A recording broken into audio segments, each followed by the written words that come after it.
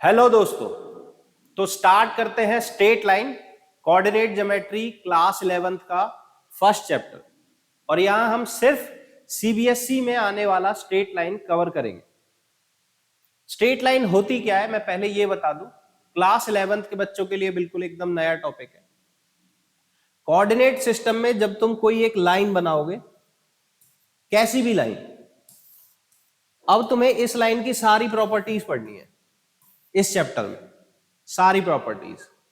इसका स्लोप पढ़ना है, स्लोप क्या होता है मैं बताऊंगा। ये लाइन किन किन पॉइंट से डेफिनेटली जा रही होगी, नहीं जा रही होगी। दो स्ट्रेट लाइंस आपस में इंटरसेक्ट करेंगी तो क्या होगा, और दोनों के बीच में एंगल निकालना होगा तो क्या होगा, और डिफरेंट डिफरेंट चीजें अलग अलग सिचुएशन पे हम यहां पढ़ेंगे।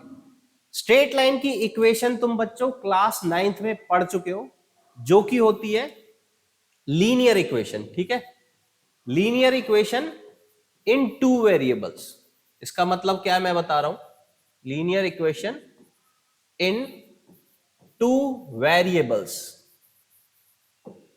इसमें ध्यान देने वाली बात यह है, एक तो लीनियर वर्ड और टू वेरिएबल्स।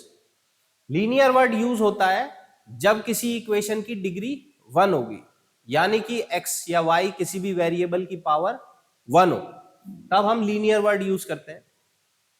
और टू वेरिएबल्स कौन कौन से होंगे इसमें, x और y वाले।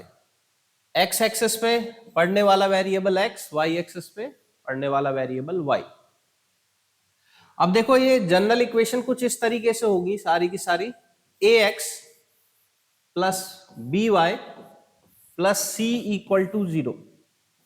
ये हमारी जनरल इक्वेशन होगी किसी भी स्ट्रेट लाइन। सारी स्ट्रेट लाइन तुम्हें इसी फॉर्म में मिलेंगी, वरना तुम किसी भी स्ट्रेट लाइन को पकड़ के इस फॉर्म में कन्वर्ट कर सकते हो, जहां पर ये दो तुम्हारे वेरिएबल्स होंगे x और y। ये a b c तीनों के तीनों कोई कांस्टेंट होंगे। कैसे भी कांस्टेंट हो सकते हैं, ये हो सकता है ये पॉजिटिव कांस्टेंट हो, नेगेटिव कांस्टेंट हो, या फिर जीरो भी हो सकते हैं। ठीक है, तो सारी स्ट्रेट लाइन लीनियर इक्वेशन होती है, या फिर हम कह सकते हैं सारी लीनियर इक्वेशंस स्ट्रेट लाइन को रिप्रेजेंट करती है। अब कौन सी लीनियर इक्वेशन कौन सी वाली स्ट्रेट लाइन को रिप्रेजेंट करेगी, कहां से जाएगी कहां से नहीं जाएगी, ये इस चीज में हमें एक्सपर्ट होना है, और उसके बाद हम कह सकते हैं कि हमें ये चैप्टर बहुत अच्छे से आ गया। तो स्ट्रेट लाइन की स्टडी स्टार्ट करते हैं, और सबसे पहली चीज स्ट्रेट लाइन के बारे में पढ़ते हैं। ठीक है, तो कोई भी जो स्ट्रेट लाइन होगी, पहले तो हम कोऑर्डिनेट सिस्टम बना लेते हैं, क्योंकि कोऑर्डिनेट सिस्टम के अंदर ही स्ट्रेट लाइन हमें पढ़नी है। तो ये कोई हमारी स्ट्रेट लाइन होगी। इसका सबसे इंपॉर्टेंट पार्ट जो हमें पढ़ना है वो होता है स्लोप। सबसे पहला और सबसे इंपॉर्टेंट स्लोप पढ़ेंगे हम। किसी भी स्ट्रेट लाइन का स्लोप से क्या मतलब होता है, जब स्लोप की बात की जा रही है तो स्ट्रेट लाइन से क्या रिलेशन होगा, कैसे निकालेंगे, वो सारी चीजें हम यहां पढ़ेंगे। देखो ये एक स्ट्रेट लाइन है, तो स्लोप का हिंदी मीनिंग ढलान जैसा कुछ होता है, कि तुम्हें ढलान के बारे में पूछा जा रहा है, इस स्ट्रेट लाइन की ढलान क्या है, तो उसको मैथमेटिकल टर्म में कैसे निकालेंगे। ये straight line positive direction of x axis के साथ, अब पॉजिटिव डायरेक्शन क्या होती है ध्यान रखना, ये राइट साइड वाली जो डायरेक्शन होती है एक्स एक्सिस की, ध्यान रखना यहां से इस तरफ जाने वाली, इस तरफ आने वाली जो डायरेक्शन होगी, ठीक है, उस डायरेक्शन के साथ ये जो स्ट्रेट लाइन जितना भी एंगल बनाएगी, उस एंगल का अगर मैं टेन थीटा निकाल दूं, टेन थीटा, तो वो मेरा स्लोप के बराबर होगा। तो स्लोप पूछा जा रहा है तो इसका मतलब तुमसे टेन थीटा पूछा जा रहा है। ठीक है, अब ध्यान रखना है इसमें जो इंपॉर्टेंट बात है, स्ट्रेट लाइन एक्स एक्सिस के साथ दो एंगल बनाती है, एक तो ये वाला, एक ये वाला। ये वाला एंगल हमें नहीं लेना है क्योंकि ये नेगेटिव एक्स एक्सिस के साथ है, हमें सिर्फ पॉजिटिव वाले से मतलब है। तो ये वाला एंगल लेना, चाहे ये एक्यूट एंगल है चाहे ऑब्ट्यूस एंगल है, वो सारे मैं आगे क्लियर करा दूंगा कि ऑब्ट्यूस एंगल होगा तो क्या फर्क पड़ेगा, एक्यूट एंगल होगा तो क्या फर्क पड़ेगा। बस अभी के लिए इतना ध्यान रखना कि भैया हमें राइट साइड वाला एंगल पकड़ना है, बस इतनी बात ध्यान रखना, ठीक है। तो स्लोप हम कैसे निकालेंगे, हमें ये एंगल दे रखा होगा, tan में डाल देना है और हमारा स्लोप आ जाएगा। बस अभी के लिए बस तुम्हें इतना पता होना चाहिए कि स्ट्रेट लाइन का स्लोप tan थीटा होता है, जिसमें थीटा एंगल होता है जो कि स्ट्रेट लाइन बना रही है positive direction of x axis के साथ। ये direction positive direction of x axis, ठीक है। आगे चलते हैं। जब हमें स्लोप निकालना आ गया, एक और बात बच्चों, स्लोप को हम एक वेरिएबल से रिप्रेजेंट करते हैं जिसको m कहते हैं, ठीक है। m आगे आगे तुम्हें हर बुक में हर जगह m लिखा हुआ मिलेगा, स्लोप वर्ड नहीं लिखा हुआ मिलेगा। m लिखा हुआ मिले तो समझ जाना उसका मतलब स्लोप है, और उस चीज की वैल्यू कैसे निकलेगी, tan थीटा से। आगे चलते हैं। अब स्लोप के अकॉर्डिंग, अभी तक बस हमने स्लोप पढ़ा है भैया, स्लोप के अकॉर्डिंग हम जितनी भी स्ट्रेट लाइंस हैं, सारी स्ट्रेट लाइंस का कलेक्शन अगर ले लें तो उन स्ट्रेट लाइंस को टोटल 4 टाइप्स में डिवाइड कर सकते हैं। अब ये इंपॉर्टेंट इसलिए क्योंकि हमारा बेसिक क्लियर रहेगा इससे, ठीक है। कौन से 4 टाइप होते हैं, पहला टाइप देख लो, जब तुम्हारी स्ट्रेट लाइन, ये एक्स और वाई एक्सेस हो गई, जब तुम्हारी स्ट्रेट लाइन इस तरीके से झुकी हुई हो, मतलब ऐसे, मतलब कि ऐसे, ध्यान रखना, ठीक है, इस तरफ झुकी हुई हो, तो वो जो एंगल बनाएगी एक्स एक्सिस के साथ, वो एंगल जो होगा हमारा एक्यूट एंगल होगा। इतना तुम दिमाग लगा लेना, ये एक्यूट एंगल है, एक्यूट एंगल।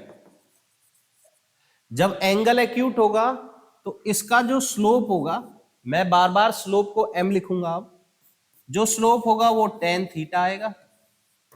अब क्योंकि थीटा मेरा एक्यूट एंगल है, मतलब कि 90 डिग्री से छोटा है, तो tan थीटा की वैल्यू पॉजिटिव आएगी और इसका स्लोप जो होगा वो पॉजिटिव होगा, बस ये ध्यान रखना। तो ये फर्स्ट टाइप की लाइन होगी जिसका स्लोप पॉजिटिव होता है।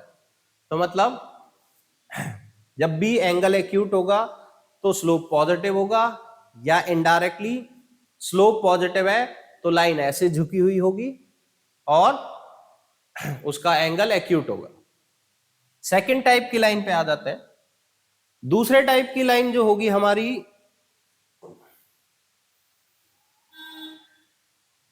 वो बना लेते हैं हम,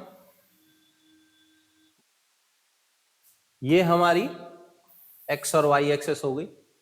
दूसरी वाली लाइन हमारी इस तरीके से झुकी हुई है, ठीक है, और जो वो एक्स एक्सेस के साथ एंगल बना रही होगी वो ये वाला होगा, और ये वाला एंगल जो है तुम साफ देख सकते हो ग्रेटर देन 90 है, यानी कि ऑब्ट्यूस एंगल है। और जब भी एंगल ऑब्ट्यूस होगा तो tan थीटा की वैल्यू नेगेटिव आएगी। tan थीटा की वैल्यू नेगेटिव है तो हम कह सकते हैं स्लोप भी हमारा नेगेटिव होगा, क्योंकि स्लोप हमारा tan थीटा के बराबर होता है, ये ध्यान रखना। m equal to tan theta, that will be negative, ठीक है, क्योंकि थीटा ऑब्ट्यूस है, ऑब्ट्यूस का मतलब सेकंड क्वाड्रेंट में जाएगा, 180 माइनस थीटा करके वैल्यू निकालेंगे और फिर जो स्लोप आ जाएगा वो नेगेटिव आ जाएगा, ये ध्यान रखना। जब भी किसी लाइन का स्लोप नेगेटिव है तो इसको ऐसे ध्यान रखो, ऐसे पीछे झुकी हुई होगी। पीछे झुकने में दिक्कत होती है, तो मैंने ये इस तरीके से याद रखा है कि फटाफट एकदम दिमाग में आ जाए कि लाइन ऐसे झुकी हुई है तो वो नेगेटिव स्लोप वाली है, ऐसे आराम से झुकी हुई है तो वो पॉजिटिव स्लोप वाली है। तुम अपनी मर्जी से कैसे भी याद कर सकते हो। आगे चलते हैं बच्चों।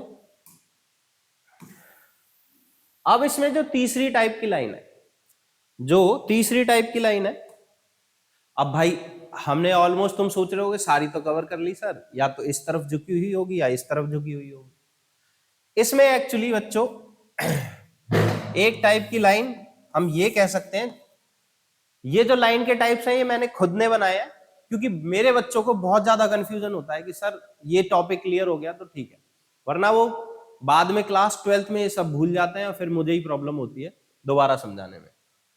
तो देखो, अब जो लाइंस हैं वो झुकी हुई नहीं होंगी, वो या तो एक्स एक्सिस के पैरेलल होंगी या वाई एक्सिस के। देखो पहले हम ले लेते हैं एक्स एक्सिस के पैरेलल लाइन, ये हमारी एक्स एक्सिस है, ठीक है। तो ये लाइन कैसे भी झुकी हुई नहीं है। अब ये लाइन एक्स एक्सिस के साथ कोई एंगल भी नहीं बना रही है, तो ऐसे केस में हम ये मान के चलते हैं कि अगर दो लाइन पैरेलल है तो वो इन्फिनिटी पे जाके मीट कर रही होंगी और उनके बीच का एंगल 0 डिग्री होगा। इसके और इसके बीच का एंगल 0 डिग्री है। एंगल जरूरी इसलिए है क्योंकि हमें एंगल पता होगा तभी तो हम स्लोप निकालेंगे। तो एंगल 0 डिग्री हो गया तो इसका स्लोप हो गया 0।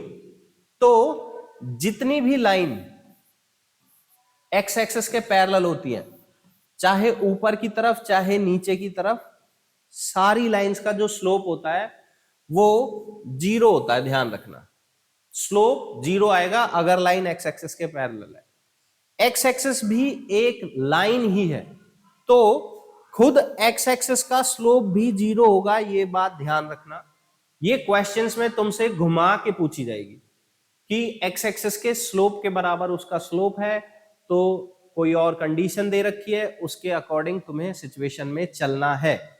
बट अगर तुम्हें यह चीज क्लियर रहेगी कि एक्स एक्सिस का स्लोप बिल्कुल इसके बराबर होता है, तो तुम कंफ्यूज नहीं होगे क्वेश्चन में और एकदम क्लियर रहेगा कॉन्सेप्ट। तुम ऐसे भी ध्यान रख सकते हो बच्चों, ढलान, स्लोप जो है ढलान, तो अगर ये वाली लाइन जो है इस तरह की, ठीक है, जो एक्स एक्सिस के पैरेलल होगी, उसकी कोई ढलान नहीं है क्योंकि वो हमारे हॉरिजॉन के लेवल में है।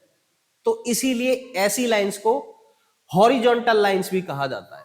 ये ध्यान रखना बच्चों, हॉरिजॉन्टल लाइन बोला जाएगा तो उसका मतलब भी क्या है कि स्लोप 0 होगा, यानी कि वो लाइंस एक्स एक्सिस के पैरेलल होंगी। एक्स एक्सिस हमारी हॉरिजॉन्टल एक्सिस भी कहते हैं इसको, ये ध्यान रखना, हॉरिजॉन्टल एक्सिस। और जितनी भी लाइंस इसके पैरेलल होंगी सारी लाइंस हॉरिजॉन्टल लाइन होंगी। आगे चलते हैं बच्चों, अब जो दूसरे टाइप की होगी तुम गैस कर सकते हो, वो वाई एक्सिस के पैरेलल होगी, ठीक है। तो अगर वाई एक्सिस के पैरेलल होगी यानी कि कुछ इस तरीके से, ठीक है, तो अब इसमें हम एंगल को सीधा सीधा देख सकते हैं। ये हमारा एंगल होगा जो कि 90 डिग्री होगा, ठीक है। और इस लाइन को बोलते हैं वर्टिकल लाइन, वर्टिकल लाइन।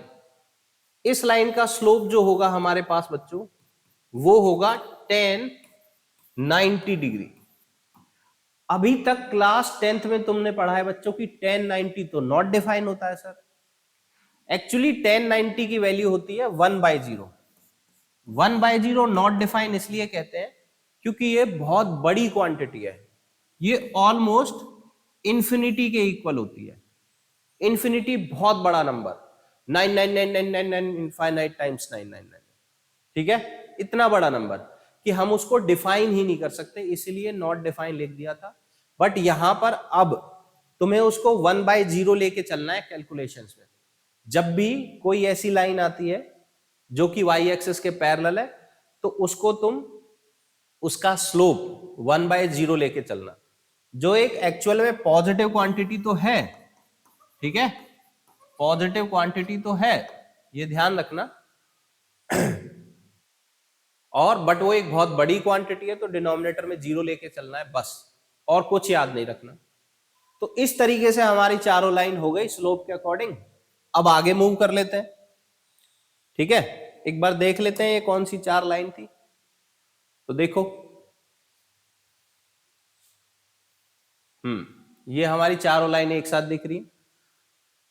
ऐसी लाइन जिसका स्लोप पॉजिटिव होगा, लाइन जिसका स्लोप नेगेटिव होगा, हॉरिजॉन्टल लाइंस जिनका स्लोप 0 होगा, और वर्टिकल लाइंस जिनका स्लोप 1/0 होगा, ठीक है।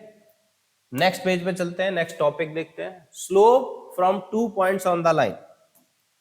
तो देखो इसमें हम क्या पढ़ेंगे कि मान के चलो एक लाइन दे रखी है हमें, लाइन गिवन नहीं है, लाइन का स्लोप पूछा हुआ है और हमें लाइन के ऊपर 2 पॉइंट दे रखे हैं। 2 पॉइंट देने का मतलब उन पॉइंट्स के कोऑर्डिनेट हमें पता है। एक पॉइंट ये ले लेते हैं, एक पॉइंट ये, कोई भी पॉइंट रैंडम दे सकते हैं। तुम्हें इसके लिए ग्राफ ड्रॉ करने की जरूरत है नहीं। x1 y1 मान लेते हैं पॉइंट्स को। दूसरा पॉइंट हो जाएगा x2 y2,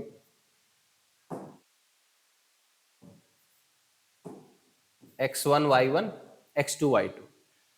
अब बच्चों यहां से मैं तुम्हें एक बात बता देता हूं कि जो ये x1 y1 मैंने लिखा है और x2 y2 लिखा है, इसका मतलब क्या है। देखो, अब 11th क्लास में तुम्हें ऐसे वेरिएबल के नीचे अगर 1 और ऐसे 2 या फिर कोई नंबर ऐसे दिखता है तो उसका मतलब होता है कि ये हमारी नोन क्वांटिटी है। नोन क्वांटिटी का मतलब इसकी वैल्यू हमें पता होगी, ये वेरिएबल नहीं है। मतलब कि इसकी वैल्यू कुछ ना कुछ क्वेश्चन में दे रखी होगी या फिर हमने निकाल ली होगी, ऐसे करके दे रखा है तो ठीक है। मतलब 4, 5, -2, -1/2, कुछ ना कुछ इसकी वैल्यू हमें पता होगी। जैसे कि रैंडमली मान लेते हैं ये पॉइंट हमें दे रखे हैं 2, 3, 5, 7, ऐसे करके हमें 2 पॉइंट दे रखे हैं। तो हम स्लोप कैसे निकालेंगे, तो उसका डायरेक्ट फॉर्मूला है बच्चों हमारे पास, वो हम कर लेते हैं। देखो, स्लोप निकालने का मतलब है हमें ये एंगल निकालना। अगर तुम सिर्फ 1 सेकंड ध्यान दोगे तो तुम्हें समझ आ जाएगा कि ये फॉर्मूला कैसे डेराइव हुआ है। यहां से अगर मैं नीचे जाऊं तो इसका कोऑर्डिनेट होगा x1, यहां से नीचे जाऊं तो कोऑर्डिनेट होगा x2, यहां से इधर जाऊं तो कोऑर्डिनेट होगा y1, यहां से इधर जाऊं तो कोऑर्डिनेट होगा y2। अब अगर मैं यहां से ऐसे और ये ट्राइंगल देखूं, ये एंगल 90 डिग्री, ये थीटा है, तो ये एंगल भी मेरा थीटा होगा क्योंकि ये लाइन x एक्सिस के पैरेलल है। तो अगर मुझे tan थीटा निकालना है तो मैं बड़े आराम से निकाल सकता हूं, this line divided by this line. ये लेंथ कितनी होगी मेरी, y1 y2 divided by y1, sorry y2 minus y1। ये पूरी लेंथ हमारी है y2, इसमें से ये वाली लेंथ माइनस कर देंगे तो ये वाली लेंथ हमारे पास आ जाएगी जो कि होगी y2 माइनस y1। ऐसे ही नीचे वाली लेंथ आ जाएगी बच्चों हमारे पास x2 माइनस x1, ये वाली लेंथ जो कि इसके बराबर होगी। x2 यहां से यहां तक की लेंथ, x1 यहां से यहां तक की लेंथ, माइनस कर देंगे तो हमारे पास आ जाएगी x2 माइनस x1। इन दोनों को डिवाइड कर देंगे तो हमारा tan थीटा आ जाएगा। tan theta equal to y2 minus y1 divided by x2 minus x1। tan theta ही हमारा स्लोप होता है, यानी कि हमारा m होता है। अब हर बार तुम्हें डायग्राम ड्रॉ करने की जरूरत नहीं है बच्चों, ठीक है। ये डायग्राम तो था कि ये फॉर्मूला निकल के कैसे आया है, क्योंकि हो सकता है तुम में से कई बच्चे फ्यूचर में जेईई की तैयारी करेंगे या भी कर भी रहे हो, तो उनको ये कॉन्सेप्ट क्लियर होना चाहिए, ठीक है। तो तुम्हें बार बार डायग्राम ड्रॉ करने की जरूरत नहीं है, या फिर डायग्राम ड्रॉ ही मत करो, सीधा फॉर्मूला याद रखो कि स्लोप कैसे निकलेगा, y2 minus y1 divided by x2 minus x1। अब तुम्हें कैसे पता चलेगा किस में से कौन सा माइनस करना है, तो कुछ भी फर्क नहीं पड़ता, तुम किसी में से कोई भी माइनस कर सकते हो। बस एक चीज ध्यान रखना, जब तुम y2 में से y1 को माइनस कर रहे हो तो x2 में से x1 माइनस करना, या फिर तुम स्लोप ऐसे भी निकाल सकते हो कि y1 में से माइनस कर दिया y2 और डिवाइड में x1 में से माइनस कर दिया x2। तो मेरे कहने का मतलब यही है कि इन दोनों में से तुम कोई भी फॉर्मूला यूज कर सकते हो, किसी भी पॉइंट के कोऑर्डिनेट्स में से किसी भी पॉइंट के कोऑर्डिनेट पहले माइनस कर सकते हो, ठीक है। बस सीक्वेंस मत तोड़ देना, y1 में से y2 माइनस किया है और यहां पर लिख दो x2 में से x1, ठीक है। तो उससे सीक्वेंस बिगड़ जाएगा, तो वो गलत हो जाएगा।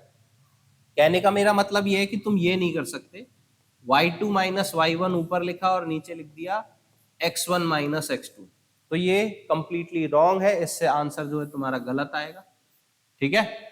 इन दोनों से आंसर बिल्कुल सही आएगा। अब आगे चलते हैं, ये 2 पॉइंट से हमने इक्वेशन निकाल ली और तुम्हें घबराने की जरूरत नहीं है कि लाइन सर क्या पता सर लाइन ऐसे जा रही हो, लाइन ऐसे जा रही हो या लाइन ऐसे जा रही हो। तो ये फॉर्मूला हर किसी में वैलिड होगा। तुम एक एक जनरल पॉइंट यहां रख के चेक कर सकते हो, सभी के लिए ये फॉर्मूला इक्वली करेक्ट है और हमेशा सही आंसर देगा। अपने आप एडजस्ट कर लेगा। स्लोप पॉजिटिव निकालना है तो पॉजिटिव निकाल के देगा, नेगेटिव निकालना है तो नेगेटिव निकाल के देगा, जीरो निकालना है तो जीरो, और 1/0 निकालना है तो 1/0 निकाल के देगा, यानी कि इंफिनिटी। ठीक है, तो अब आगे चलते हैं, पैरेलल एंड परपेंडिकुलर लाइंस देखते हैं। हमें यह देखना है कि अगर लाइंस पैरेलल होंगी तो उनके बीच में, स्लोप के बीच में क्या रिलेशन होगा। मान के चलो ये दो लाइन है, ये पहली लाइन हो गई और ये हमारी दूसरी लाइन हो गई, जो कि हमारी दोनों पैरेलल लाइंस। तो ये हमारे कोऑर्डिनेट सिस्टम में, तो मैं बना देता हूं एक्स और वाई एक्सेस। अब तुम यहां से बहुत इजीली देख सकते हो कि जो पैरेलल लाइन होगी तो वो सेम एंगल बनाएगी एक्स एक्सिस के साथ, तो इसका मतलब है कि उसका स्लोप दोनों का बिल्कुल एकदम बराबर होगा। ठीक है, अगर इसका स्लोप m1 है, इसका स्लोप m2 है, तो मैं लिख सकता हूं m1 इक्वल टू m2। अगर तुम्हें एक किसी भी लाइन का स्लोप पता है तो बाकी सारी पैरेलल लाइंस का स्लोप उसके बराबर होगा। जितनी भी लाइन पैरेलल होंगी ना उसके सबका स्लोप बिल्कुल एकदम बराबर होगा, सेम स्लोप होगा। वो लाइन चाहे कितनी भी दूर हो, कितनी भी पास हो, उससे मतलब नहीं है। तो हर पैरेलल लाइन का स्लोप बराबर होता है। अब आते हैं परपेंडिकुलर लाइंस पे। मान के चलो दो लाइन परपेंडिकुलर है, ठीक है, एक लाइन ऐसे जा रही है तुम्हारी, दूसरी ऐसे जा रही है, जा वो कैसे भी सकती है, सॉरी परपेंडिकुलर है ना, तो एक लाइन ऐसे जाएगी तो दूसरी डेफिनेटली ऐसे जाएगी, उसके ऊपर 90 डिग्री का एंगल बना। तब उनके स्लोप के बीच में क्या रिलेशन होता है ये भी तुम्हें फटाफट याद होना चाहिए। अगर इसका स्लोप है m, एक लाइन का स्लोप तुम्हें पता है, तो दूसरी वाली लाइन का स्लोप होगा -1/m। रेसिप्रोकल कर देना और एक नेगेटिव का साइन लगा देना। ठीक है, ऐसे ध्यान रखना कि जो दोनों लाइन है उन दोनों का जो स्लोप होता है वो अगर एक लाइन का पता है तो हम दूसरी लाइन का बड़े आराम से निकाल सकते हैं। एक दो एग्जांपल देख लेते हैं, तुम्हें समझ आ जाएगा। ठीक है, जैसे कि मान के चलो एक लाइन है 5/2, जो जिसका स्लोप कितना है 5/2, तो दूसरी जो इसके परपेंडिकुलर जितनी भी लाइन होंगी ना उनका स्लोप होगा इसका रेसिप्रोकल, यानी कि 2/5 और एक नेगेटिव का साइन लगा देना। ठीक है, 5/2 का रेसिप्रोकल 2/5 और एक नेगेटिव का साइन। मान लो कोई लाइन है जिसका स्लोप है -3, तो पहले इसका रेसिप्रोकल करना 1/-3 और फिर एक नेगेटिव का एक्स्ट्रा साइन लगाना है, तो ये नेगेटिव इसको काट देगा, फाइनल आंसर आ जाएगा 1/3। ये और ये आपस में परपेंडिकुलर होंगी डेफिनेटली। इसको एक दूसरे तरीके से हम ऐसे भी सोच सकते हैं कि जो दोनों स्लोप होते हैं दोनों का प्रोडक्ट अगर तुम निकालोगे, प्रोडक्ट मतलब कि दोनों को मल्टीप्लाई करोगे, इसको और इसको मल्टीप्लाई करोगे तो देखो m कट जाएगा और आंसर आएगा -1। तो m को मल्टीप्लाई करोगे -1/m से, तो कट के हमेशा -1 आना चाहिए, ये ध्यान रखना। इसको जनरली तुम्हारी बुक में कुछ इस तरीके से लिखा होगा कि m1 into m2 equal to -1। इसमें m1 और m2 जो है दो परपेंडिकुलर लाइंस के स्लोप है, उन्होंने इसको m1 लिखा हुआ है और इसको m2, तो इन दोनों की मल्टीप्लाई करेंगे तो -1 आएगा। ये है हमारा। तुम यहां से भी देख सकते हो, इन दोनों की मल्टीप्लाई करोगे तो भी -1, इन दोनों की मल्टीप्लाई करोगे तो भी -1। बस तुम्हें इतना पता होना चाहिए और किसी टेंशन की बात नहीं। आगे चलते हैं, acute angle between two lines. ठीक है, कि हमें कोई दो लाइंस दी हुई है, ठीक है, ऐसे डायग्राम बना के नहीं दिया जाएगा, ध्यान रखना बच्चों। तो क्या दिया जाएगा, हमें लाइंस का स्लोप दिया जाएगा। इस लाइन का स्लोप मान लेते हैं m1 और दूसरी का स्लोप मान लेते हैं m2। अब देखो जो xy पे वैलिड था ना वो यहाँ m पे भी वैलिड है, मतलब जो ये नीचे मैंने ये 1 लगाया है ना, ये 1 और ये 2, इसका मतलब ये है कि m1 और m2 की वैल्यू हमें पहले से पता है। ये वैल्यू कुछ ना कुछ होगी, 5 2 1 7 कुछ ना कुछ दे रखी होगी हमें, ठीक है। और इन दो लाइनों के बीच का हमें ये वाला एंगल पता करना है, मान लो ये एंगल है थीटा। तो दो लाइंस का स्लोप हमें पता है और फिर उनके बीच का एंगल कैसे पता करते हैं, तो उसका हमारे पास डायरेक्ट फॉर्मूला है बच्चों, और ये तुम याद रखना कि टेन थीटा, उस एंगल का हम टेन थीटा पता कर सकते हैं, ध्यान रखना, ठीक है। Tan theta is equals to mod, mod क्यों ले रहे हैं मैं अभी बता दूंगा, वैसे अभी बता देता हूं, ये हमारा एक्यूट एंगल है। एक्यूट एंगल मतलब कि 90 से कम। वैसे भी दो लाइन जब इंटरसेक्ट करती हैं तो दो एंगल बनते हैं, एक तो ये ऑब्ट्यूस बनेगा, एक एक्यूट बनेगा। तो हमारे पास जो फॉर्मूला है वो एक्यूट का है, ठीक है। और 180 में से माइनस कर दोगे तो ऑब्ट्यूस भी आ जाएगा, बट ऑब्ट्यूस पूछा नहीं जाता है कभी, स्पेशली पूछा जाए तो निकाल देना, ठीक है।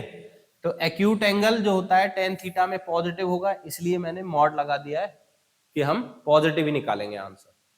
तो फॉर्मूला होता है हमारा m1 माइनस m2, इन दोनों स्लोप्स को सब्ट्रैक्ट करना है, 1/1 प्लस m1 m2, ये होता है हमारा फॉर्मूला। m1 और m2 की वैल्यू इन चारों जगह पर यहां से डाल देंगे जो हमें गिवन होगी, वो गिवन वैल्यू क्वेश्चन में होगी किसी ना किसी तरीके से, या फिर हम निकाल लेंगे, उसकी टेंशन नहीं लेनी है, जब क्वेश्चंस करेंगे तो हमें अच्छे से समझ आ जाएगा, ठीक है। तो ये हमारा फॉर्मूला होता है, तुम यहां से देख सकते हो। अब ये फॉर्मूला हमें पैरेलल और परपेंडिकुलर लाइंस भी दे सकता है।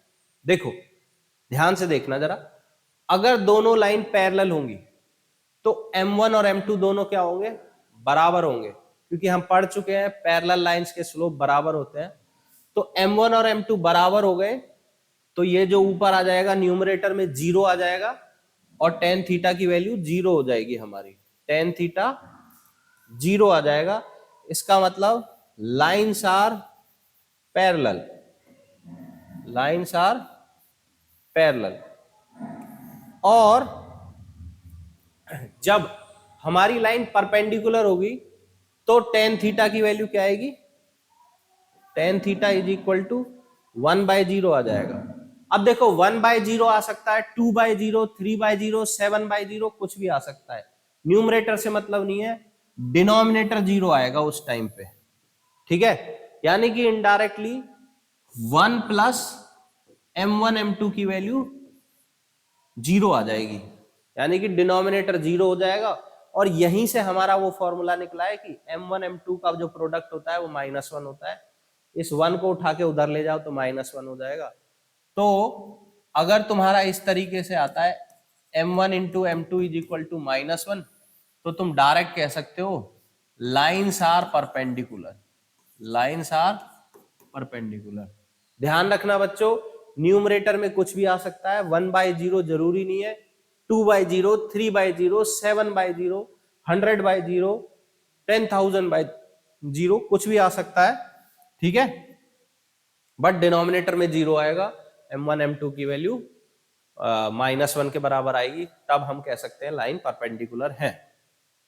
अब आगे चलते हैं दोस्तों, इसका लास्ट टॉपिक, लास्ट थ्योरी, इसके बाद हम 9.1 एक्सरसाइज करेंगे, कुछ क्वेश्चन देखेंगे और फिर हमें आ जाएगा टॉपिक अच्छे से। Collinearity of 3 points. सबसे पहले समझते हैं लीनियरिटी। लीनियरिटी मतलब एक लाइन के ऊपर, ठीक है। कोलिनियरिटी मतलब तीनों लाइन तीनों पॉइंट्स, तीनों पॉइंट हमारे एक लाइन के ऊपर लाए करेंगे, ये हम कैसे बताएंगे। देखो पहले ले लेते हैं 3 पॉइंट, ये कोई एक लाइन है, यहां पर हमने 3 पॉइंट ले लिए। पहला पॉइंट है x1 y1, यहां ध्यान से देखो बच्चों, जब भी हमें पॉइंट गिवन है तो मैं हर बार x1 y1, x2 y2 और x3 y3, नीचे एक नंबर लिख दे रहा हूं x3 y3। इस नंबर का मतलब यही है, ये पहला पॉइंट, दूसरा पॉइंट, तीसरा पॉइंट, तुम किसी को भी कुछ भी मान सकते हो। ठीक है। अगर ये तीनों पॉइंट एक लाइन पे लाए करते हैं तो उस चीज को कहते हैं कोलिनियरिटी, मतलब तीनों पॉइंट कोलिनियर है। तो उस केस में उसको प्रूफ कैसे करेंगे, मतलब कैसे चेक करेंगे कि वो तीनों पॉइंट एक ही लाइन में। ग्राफ से हमें नहीं चेक करना है, ग्राफ हमें नहीं बनाना है 99% ऑफ द टाइम। हो सकता है जेई के क्वेश्चंस में हमें बनाना पड़े इजी करने के लिए, बट ये बहुत इजी है, ठीक है। तो ग्राफ नहीं बनाना है। तो सोचो ये तीनों पॉइंट एक ही लाइन पे है, तो अगर मैं इन दोनों पॉइंट का यूज करके स्लोप निकालूंगा तो इस लाइन का स्लोप आएगा, इन दोनों पॉइंट्स का यूज करके स्लोप निकालूंगा तो भी इस लाइन का स्लोप आएगा, दोनों बराबर होंगे। बस वहीं से बन जाएगी हमारी कंडीशन फॉर कोलिनियरिटी, ठीक है। कंडीशन हमारी वहीं से जनरेट हो जाएगी कि किन्हीं भी दो पॉइंट को उठा के स्लोप निकालो, वो बराबर आना चाहिए। इन दोनों पॉइंट से निकाल देते हैं y3 माइनस y1, पहले मैं इन दोनों से निकाल दे रहा हूं, y1 लिख दिया तो, और सॉरी नीचे x के कोऑर्डिनेट आते हैं, x3 माइनस x1, इन दोनों पॉइंट से स्लोप निकाला तो ये आया। अब मैं इन दोनों पॉइंट से निकाल देता हूं, जो कि आएगा y3 minus y2 divided by x3 minus x2, ठीक है। अगर हमारे ये दोनों चीज एकदम इक्वल है तो हम कह सकते हैं कि तीनों पॉइंट कोलिनियर है, ठीक है। इसमें मैंने इस पॉइंट को दो बार लिया है, तुम किसी भी पॉइंट को दो बार ले सकते हो, कोई फर्क नहीं पड़ता, बट हर बार जब पॉइंट लोगे तो दोनों अलग अलग पॉइंट लेना, ठीक है। और तुम चाहो तो ये भी निकाल के दिखा सकते हो, जरूरी नहीं है, तुमने दो चीजें दिखा दी वही इनफ है, बट निकालना चाहो तो इन दोनों पॉइंट से जो स्लोप आएगा तुम इमेजिन कर सकते हो वो भी बिल्कुल इनके बराबर ही आएगा, y2 minus y1 divided by x2 minus x1। जब एग्जाम में आएगा सीबीएसई के में तो कोई भी दो दिखा देना, बस तीसरा दिखाने की जरूरत नहीं है। अब बच्चों इसके बाद हम करेंगे 9.1 एक्सरसाइज। मेरे साथ कुछ क्वेश्चन लगा लो, उसके बाद तुम पूरी की पूरी खुद से लगा लेना और उसके बाद हो जाएगा। बाय बाय बच्चों, फिर मिलेंगे नेक्स्ट वीडियो में। Thank you.